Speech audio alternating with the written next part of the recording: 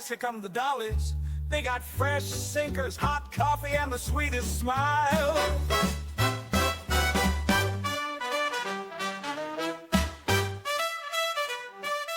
Welcome back to the Clubmobile, everybody. We are so glad that you've joined us.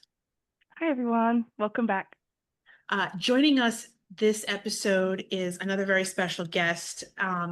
We are very honored to have Miss Barbara Blakely Holck joining us today. If her name sounds a little familiar and you're a fan of Masters of the Air or a history buff, then you know her father was 100th Bomb Group pilot Everett Blakely. Barbara, thank you for joining us. My pleasure, ladies. Winnie, Gabby. Thank you for coming on and chatting with us. We're really excited. And we're very excited to have another segment of Wives of the Bloody Hundredth to share with our listeners. Yes, if you're keeping up and keeping score, we are trucking along with this this series, and it's been a lot of fun. Yeah, it's also a true pleasure to find out so much about these women and bring them to the forefront along with their husbands. So, Barbara, I would love to start with how your parents met and how your mother came to be with Gene Crosby and Gerry Hamilton in Chicago during the war. Certainly. My mother was raised in Sioux City, Iowa. Um, she was the only child. Her parents divorced when she was quite young. And so she lived really in the home of her grandparents, as her mother did, and other family members. It was a multi-generational home. And so her big influence, of course, was her mother and her grandmother in her life. And so she was there even, I think she had 2 years of college. And then she came to meet my father during the war. I think it was after Pearl Harbor or right around that time? My father was training to be a pilot in the Air Force. He actually joined the Air Force before Pearl Harbor by about a year, I think. And they moved him. I couldn't believe when I reviewed his training schedule, how often they moved them, like every 2 months. I thought, wow, that's a lot of relocating. And one of them was to Sioux City, Iowa, excuse me, where he was training. And I think it was common for like the USO to host dances for the soldiers to help the morale.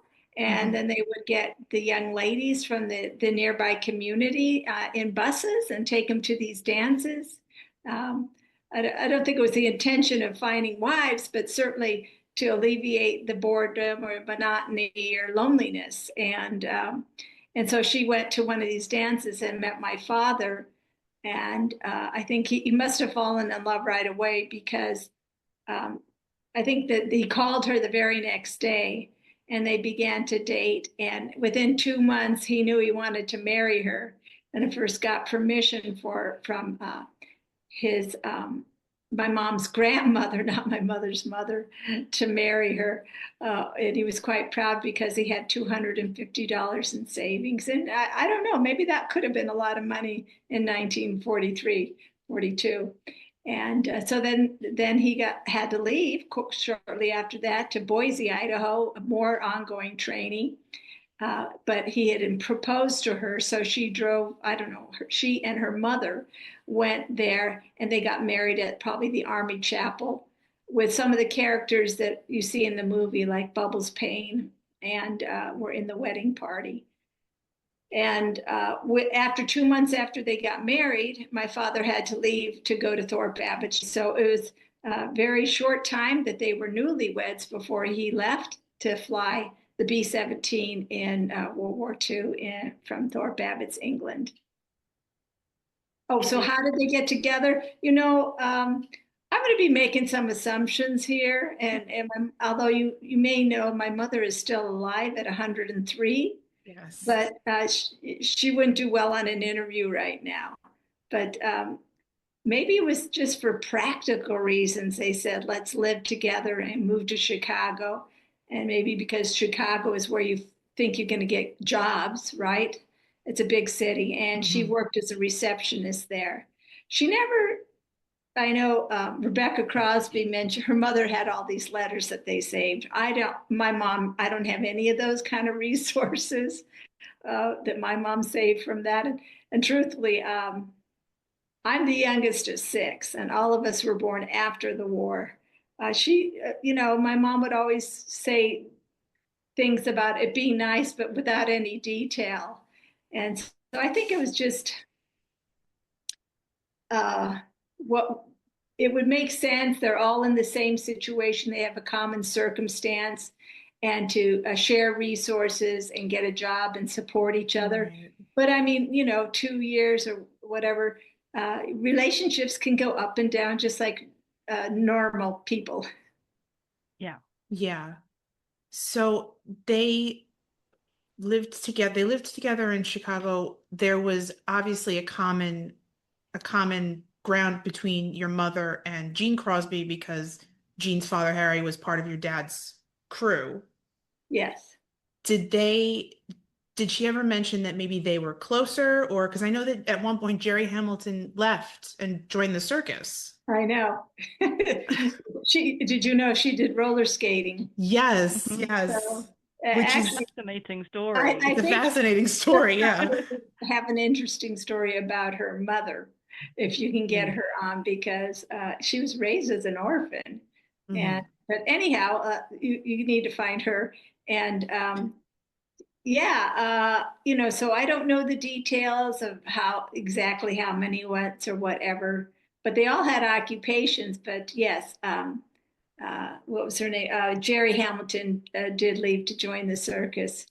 And I don't know, maybe she just needed to get away from things. I imagine she was used to being independent, having come from that childhood experience. And again, I'm making assumptions. Mm-hmm. I think Gabby and I have also assumed that the difficulty of her own husband going missing, Yes. whereas Harry Crosby and your dad, Everett Yes. Blakely, returned home, albeit a little bit banged up and bruised Yes. during that Bremen mission in October. Yes. So I can imagine that caused some, I wouldn't say arguments, but I suppose it would cause some uncomfortability between Yes, the I'm three sure of there was them. a heaviness about that and an awkwardness even. Yeah. Mhm.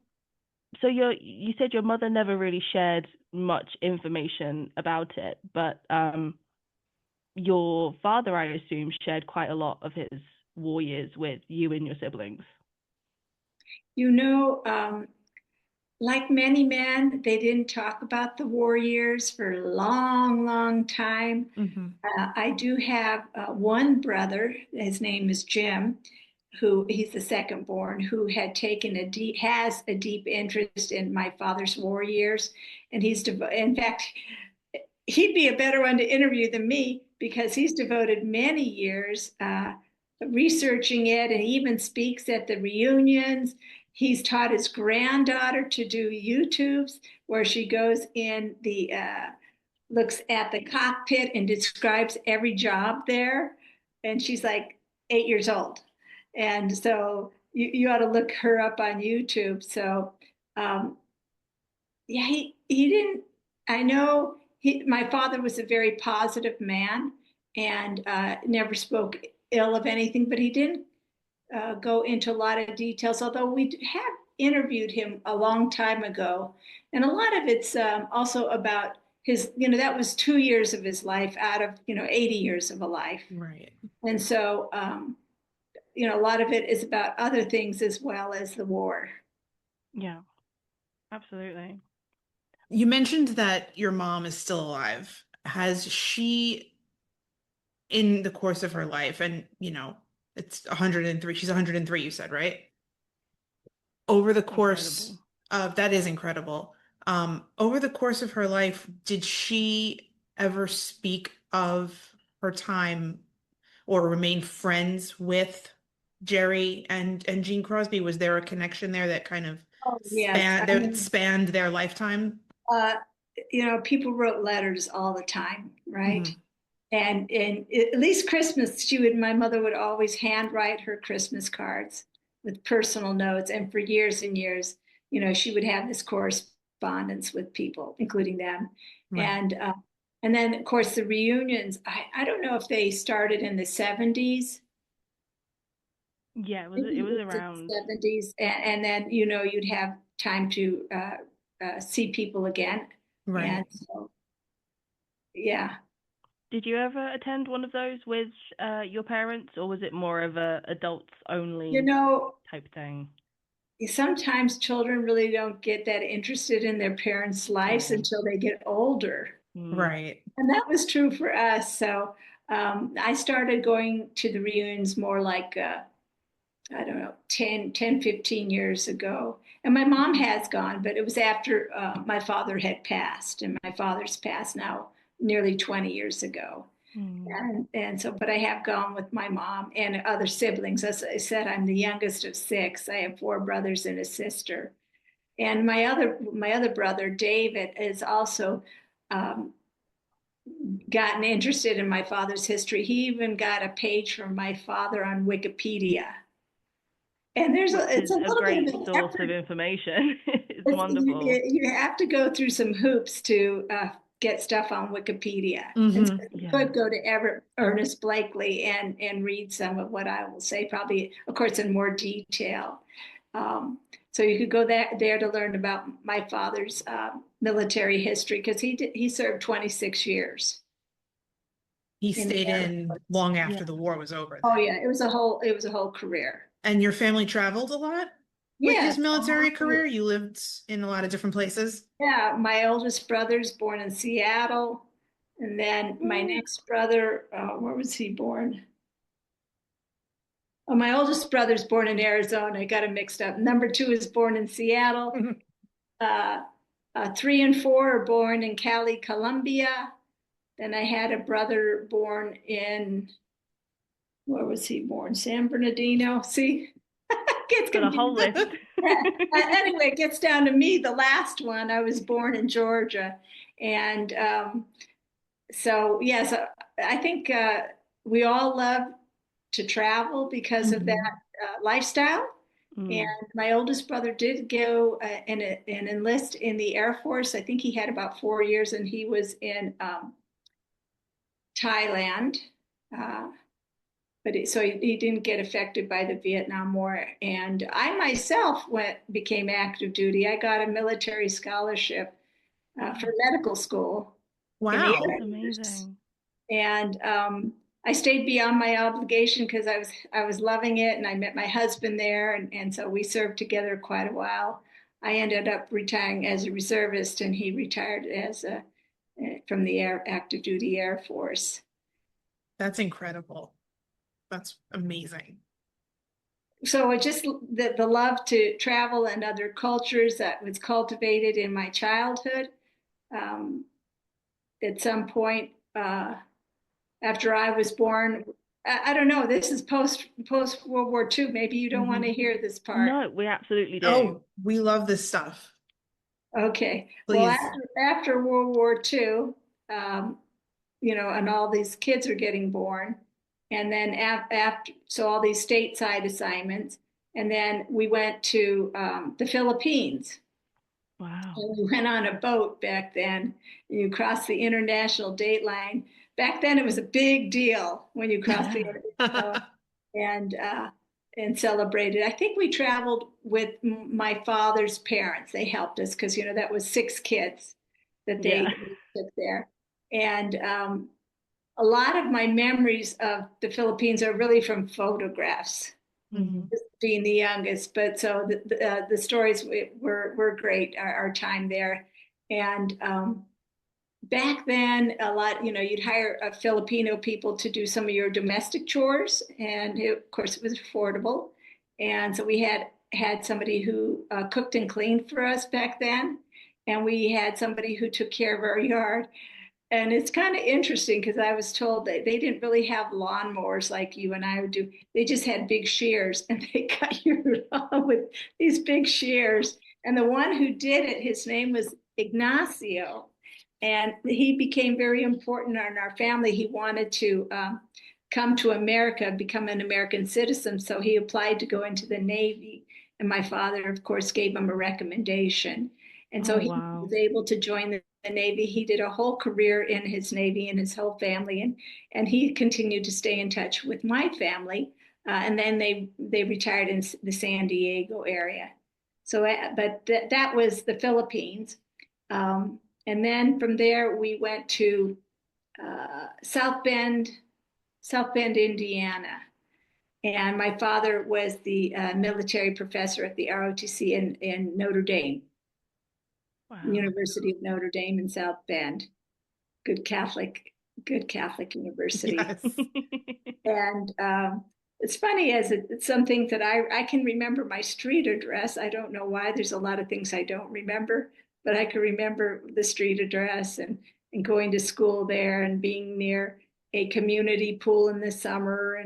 And so it was a great couple of years. And my father was such a great dad. He was a doer. You know, he always wanted to do something. He wouldn't sit down and watch sports or things like that. So things that interested him was gardening. He always had a garden, and I loved eating what came out of the garden. And there was a time when we were in South Bend. He had, I guess, too much vegetables, and then we put it in little trays, and I would go door to door and sell it and make a few bucks or a few quarters, I suppose. And the other thing he liked to do was be in his workshop, making things in his workshop and fishing. Those are fond memories of my father. We would go fishing. And for fishing, you have to get up early, right? Yeah. You don't sleep, and you get up early before sunset and you go to where you could fish. Mostly we fish from the shore. Mhm. And I could cast my net, my pole, my line, but I wasn't ever good with the worm. So he would always put the worm on for me. But and to get us up in the morning, he would go, and back then, of course, you had LPs for music, right? They're about this big. Right. You had a big console piece of furniture to listen to it on. And he would play from the Music Man, the 76 trumpets, which is really loud and blaring. One of my favorite songs of all time. That would be get out of bed kind of a thing. And I'm gonna set it as my alarm now, I think, just so Everett can wake me up in the morning. That's like the most creative. I feel like that's such a dad thing to do, right? To Such a get your dad kids out of thing. bed, put some fun music on, and Yeah. get them out of bed for something that they're looking forward to doing. My dad would just send my mother in, and my mother would just run in and open the blinds, and she'd go, "Get up! You're late for school." I never got that. I just was left to my own devices, unfortunately, which didn't put me in good stead. I would rather have had 76 trombones blaring. Your dad had such a wonderful career. Did your mum kind of follow along? Did she also have a job at the same time as your dad, or was she home with you guys for most of it?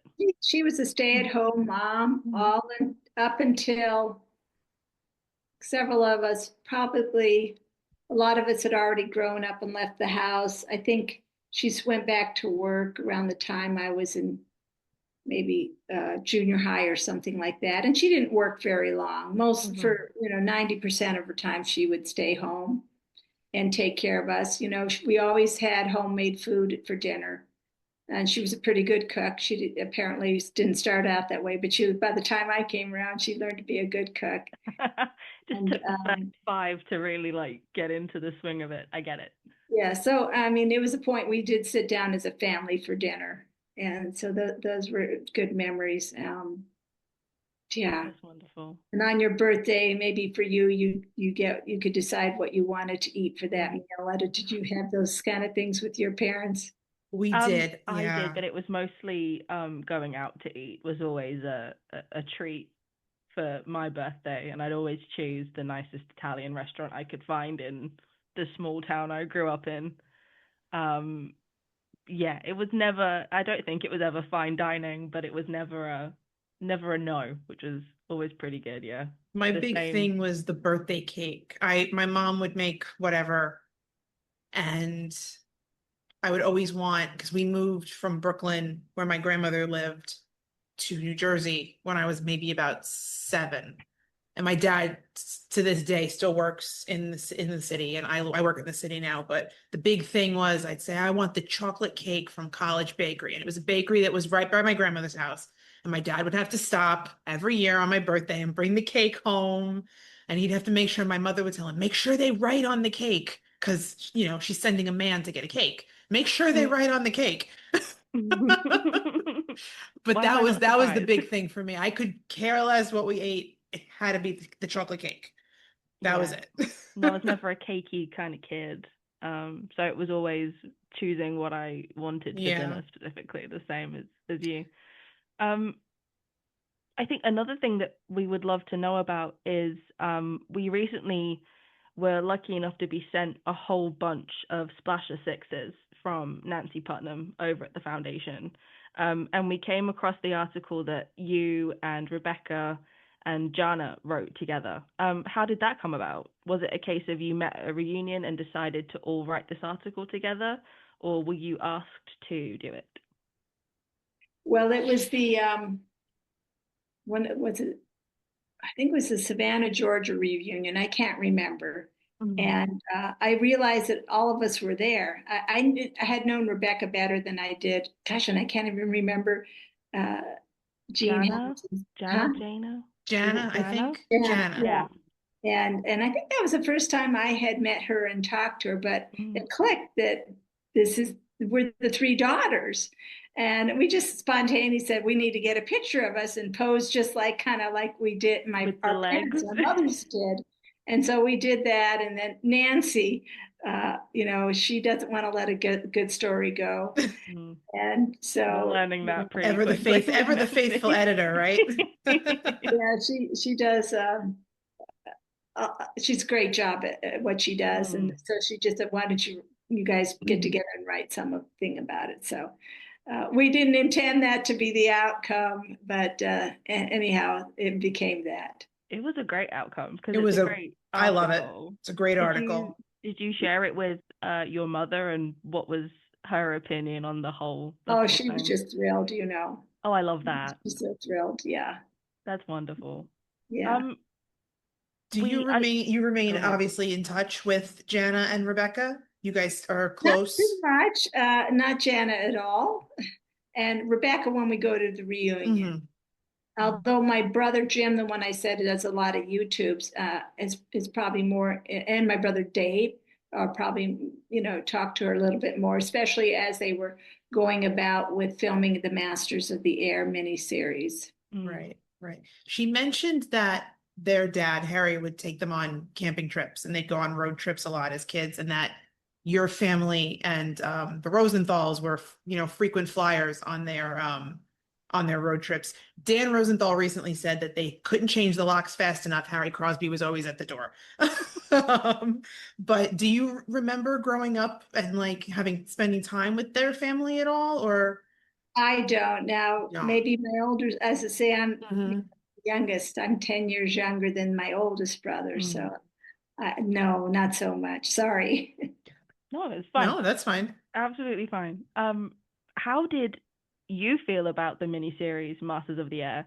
And my, I guess, part B to the question is, how did you feel about the portrayal of your father? Oh, it was good. It was a small part because he wasn't a main lead, but I was glad that he was portrayed well. There wasn't any kind of questionableness about his behavior or character in the movie. Yeah, no, it was great. It was great. Yeah. There were a few surprises in the movie that I didn't expect. A relationship I didn't know about, and that was like I didn't know that needed to be there. But yeah, we've had this debate with Rebecca herself. Yes. Yeah. I believe she and her sister disagreed that their dad had done that, whereas her brothers were he was a young man by himself. So. Right. Okay. But so it was good to see what life was like, and of course from the POW point of view as well, and that was important to be told because that was true for many of those soldiers. Did you get a chance to go to the premiere? I know your brother, I think your brother Jim was there. Jim did, yeah. Jim went. I wasn't invited. Rude. He was the one who should have gone. Mm. Mhm. I love that he's so involved, He's and your very brother involved. David as well. I love that. If you start interviewing the sons, he would be a good one. I mean, we would love to. He's very hard to pin down. Your brother's very hard to pin down. He's a very busy guy. We've tried multiple times, and every few weeks we'll get like a 6-paragraph email from him, and it will always be, "I'm here, there, and everywhere, but I'll call you soon." Oh, Which well, is it might very be fun. better now. I think things have gotten a little quieter from now. I wouldn't give up on that. No, absolutely It not. was It's great, just, though, as you may, your listeners may know that in Mildenhall, the 100th Air Refueling Wing, Mhm. 100th Air Refueling Wing recently did change the nose art on one of their planes. That was called Just a Snapping. It wasn't the original art, although the title's the same, but it had like a compass for the navigator with a sort of a profile of Harry Crosby. So that was a nice nod. Yeah. That was a nice link between the past and the present. Mm-hmm. And Colonel Garlow has been very, very good in keeping the legacy of the 100th Bomb Group alive. Oh, yeah. Because I grew up very locally to Mildenhall. It's the first time I've really seen anyone in that leadership role take this so seriously and take the legacy so personally. And I know that he has a personal connection. I believe it's his step grandfather that was part of the 100th as ground crew. So. I could be wrong, so I would love to be corrected otherwise. But he is the first one I've known to sort of really take it seriously. And your brother's speech during that time was incredible. It was a wonderful speech. Fabulous speech. It said so much about the climate, all the people, whether you were a pilot or pumping gas. Yeah, it was a great speech. And along those lines, it would be really great for your listeners if they really want to be part of this culture to go to one of these reunions. They often will be located where there's some World War II history, like New Orleans or Savannah, Georgia. Savannah, Georgia, with the 8th Air Force Museum. And, there's this part there where you see some of the memorabilia from the guys of the 100th Bomb Group. Mm-hmm. And they are putting a lot of money into interactive parts to the museum. It's not done yet, but in time, that would be great for your listeners. And if they have the resources to go to England, to the Thorpe Abbott's museum, that would be really terrific because, you're there where it happened, and the people who run the museum are just so sincere and passionate and loving to. They're so nice. Yes, from the U.S. I was there in April, and I was floored by how, and I know they're expanding. They just built a new hut, and there's going to be more memorabilia and more artifacts put out. But I was just floored by how, just the feeling that kind of washes over you when you're there, that you're standing somewhere where something so great happened, is, you can't really describe it. I think that's the best way to describe it, is that you're standing somewhere where something so great happened. And I really enjoyed reading through, all of the little anecdotes and the footnotes on all the memorabilia and all the artifacts, and the section that was dedicated to your dad after the Bremen crash, with the photos of his plane, and the article that he wrote. I think it was called, was it Death Was Our Co-Pilot? Winnie, correct me if I'm wrong. Was that it? Death Was Our Co-Pilot? Either Death Was Our Co-Pilot or This Is What Happened.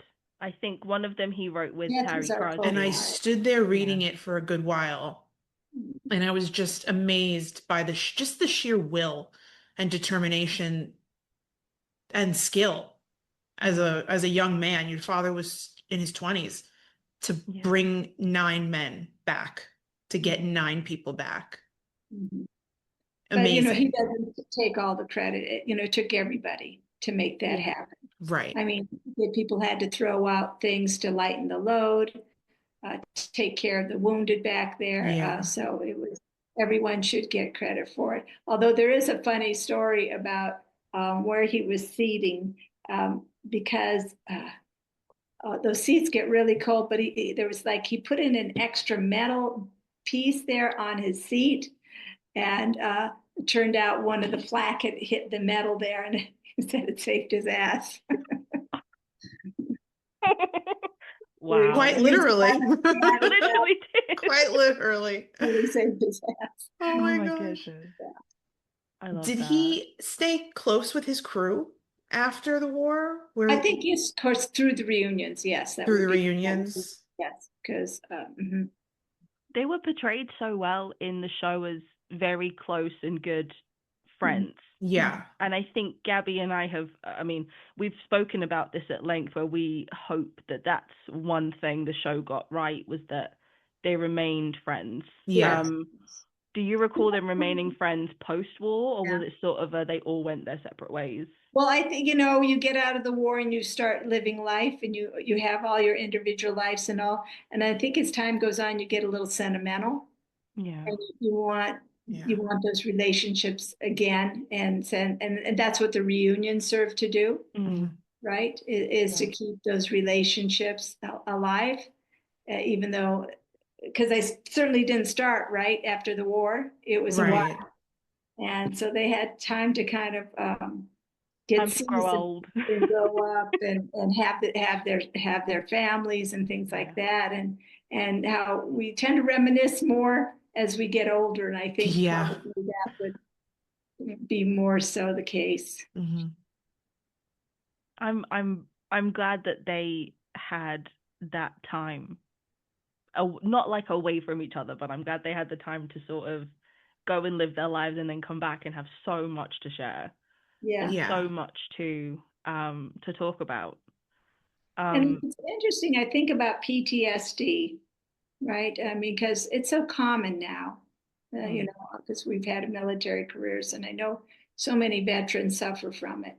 But back then, either maybe people didn't talk about it, but my father, there was never any evidence he had PTSD, and my husband seems to feel it's because a lot of those people came home on big boats that took weeks to get, and therefore they were able to sort of decompress from leaving, a war zone and whatever, and that helped in their mental health. Whereas today, you could be in the war one day, and the next day you're back in a civilian life. Right. I don't know. That's just a theory. Quite a culture shock. No, it's one that absolutely makes sense. Yeah. It would take them, what, 3-4 weeks on the boat to get home. And so maybe they were able. Well, a lot of times humor is how you cope with stress, right? Yeah. So they probably that was helpful, but yeah. I can imagine. Yeah. Oh, something that pertains to you. You sent us beautiful pictures of these quilts that you make, that are, 100th Bomb Group adjacent, World War III adjacent. Was quilting something that your mom did that you picked up? Did she teach you, or is it just something that you came to do on your own? Because they're beautiful. Thank you. No, I picked up the hobby on my own later in life. Actually, I've gotten a little carried away on. So if I can, I'm going to turn this camera around. I'll show you my. Wow. Oh, that's beautiful. That's beautiful. Wow. I love that. Gorgeous. Wow. But anyhow, so they have, there's always a silent auction at the reunions. It's fun. And so one time I just said, oh, I'm going to contribute something. I'll just make something. I think that's great. At the 8th Air Force Museum, there's a beautiful chapel next to the museum on the grounds with beautiful stained glass that have depictions of different things. And one of them was the 100th Bomb Group. And so I asked the museum curator or whatever, take a really great photograph of it for me. Right. And then I took that photograph and had it printed on fabric, and then I turned it into a small quilt. And I don't know, are you able to put that up there, Gabby? So I don't know if I will also post this on our Instagram story, Oh, but that is beautiful. the that, quilt that was fun. And of then, the stained glass. yeah, so that was from a photograph. The other one, years ago, there was a man who painted my father's plane just as snapping, which shows a lot of the propellers are not moving. And he did it on prints, and I had that put onto fabric. And then I did this thing called thread painting. I covered it with colored thread. Wow. I'm That was gonna the show other our, Oh yeah. and again, I'll post this Wow. one for our listeners and our I viewers love that also, one. but anyway, they're just it's fun. They get a little money for the for the foundation. Yeah. Yeah, that's all. Well, Winnie, we're gonna have to step our game up at the next reunion. We're gonna have to bring merch and somehow We're learn gonna how have quilt to in be that offering time. donuts, coffee and donuts for everybody, I think. Yeah, are you guys, Somehow learn to quilt in that time because I want to quilt our logo. will you be going to the next one? We will. God willing, yes, we will. Okay, I'm that's good. secretly hoping it's here in Seattle because I know that's been thrown around a couple of times. So I'd only have to drive 40 minutes and pick up Gabby on the way. Okay. Which is Well, I'll fly anywhere, so. correct. I've sure enjoyed talking with you ladies, and of course, most of my memories are post-war. That's But absolutely fine. This has you know, been please, This has so been such a enjoyable. thrill. please, Such listeners, go try and YouTube Jim Blakely, and he has interviews of my father there and his granddaughter doing tutorials of the airplane and the positions. And she spoke at the last reunion. You may know that. Yes, he did. He sent us that the video. in one of his many paragraph emails. He dropped that in at the end. So, but thank you for doing this. Oh, And thank I really you. enjoyed this. Us too. Thank you We so did. much. Thank you, everybody, for joining us and for listening. And until next time, we will see you all very soon. See you next time. Goodbye, everyone. Bye.